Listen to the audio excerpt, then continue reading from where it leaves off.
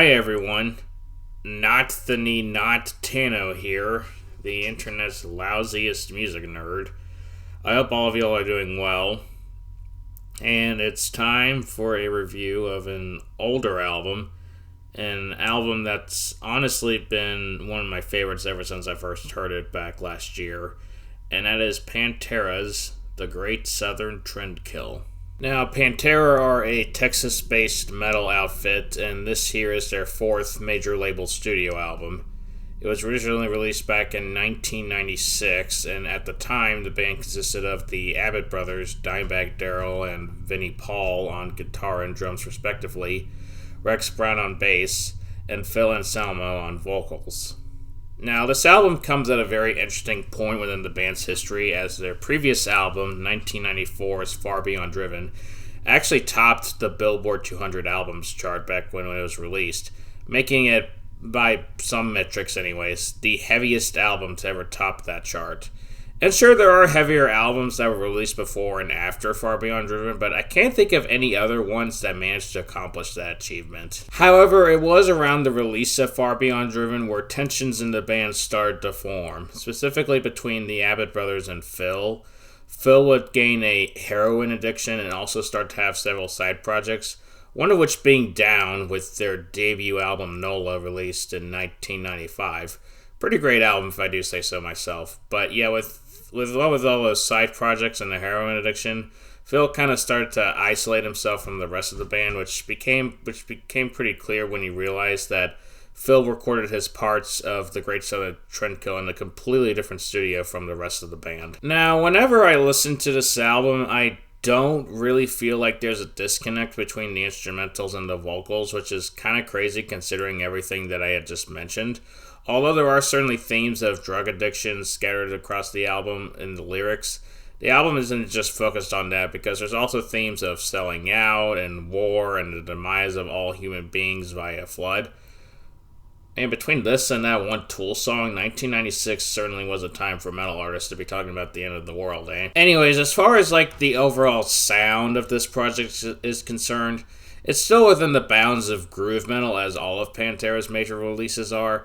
But I feel like on Trendkill, there's a heavier influence on sludge metal, especially with how, sludgy the guitar riffs sound, like on the song War Nerve, where the two main riffs, I guess you can call them, have this quality to them that makes them feel more massive than much of Pantera's past works.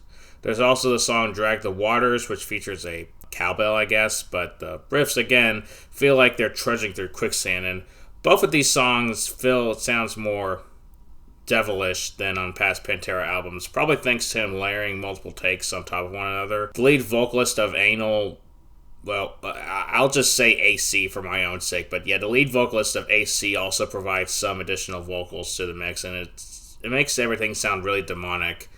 And I think that demonic sound can be heard pretty immediately when you turn on the album, as the opening track, the title track, literally opens with Phil just screaming his guts out, and these fast guitars and beats that just pummel you before the main portion of the song kicks in. However, I think what makes this album feel heavier than past Pantera albums is that there are some songs in the track listing that don't pummel you to death, to give the album some variety, and also just the tracks that do pummel you, it allows them to hit even harder. Take the song Tens, which is not acoustic by any means, but Phil isn't screaming his guts out on this track.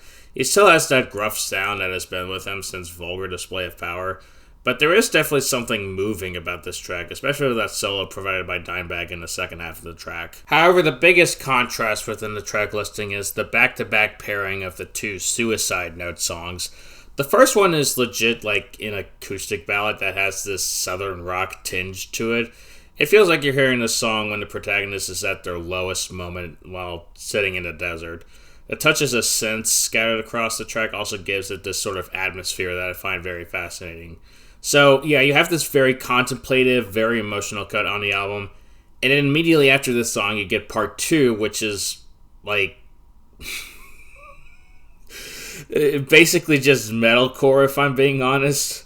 The guitars are like knife stabs, Phil is screaming his vocals out, and there's also this sludgy outro that just pummels you with each riff. It's Holy shit, when I first heard this album, I was just in absolute disbelief at that tonal shift. It's crazy. I think the final somewhat tone shift of the whole album is that track 9, Floods, is kind of like Tens to some extent, where it's still heavy, but it's not pummeling by any means.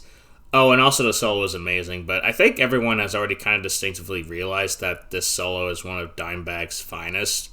Like, the Great Southern Trendkill in general is often regarded as Pantera's most overlooked album, and I feel like much of that is because on their greatest hits compilation, the album only gets representation with one song off of it, that being Drag the Waters.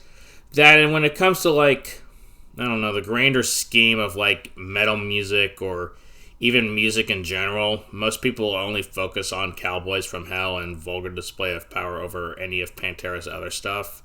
So I can definitely see why some people feel like this album gets frequently overshadowed, but I do think this album gets some flowers on occasion, and people praising Floods is definitely one of those moments. Now, every song that I just listed isn't every song off of this album. There are a few that I didn't mention, mostly because I didn't know where to talk about them within, like, the script or whatever, so I'll just briefly breeze through them right here real quick.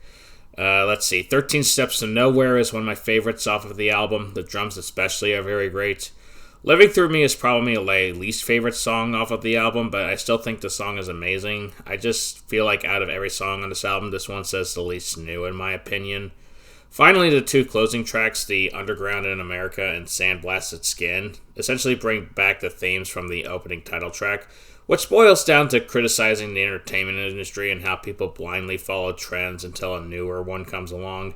The Underground in America specifically talks about the posers in the underground scene, which then boils into the closing track, which reveals that the trend, whatever trend that might be, is now dead, with this, like, noisy transition in between the two songs.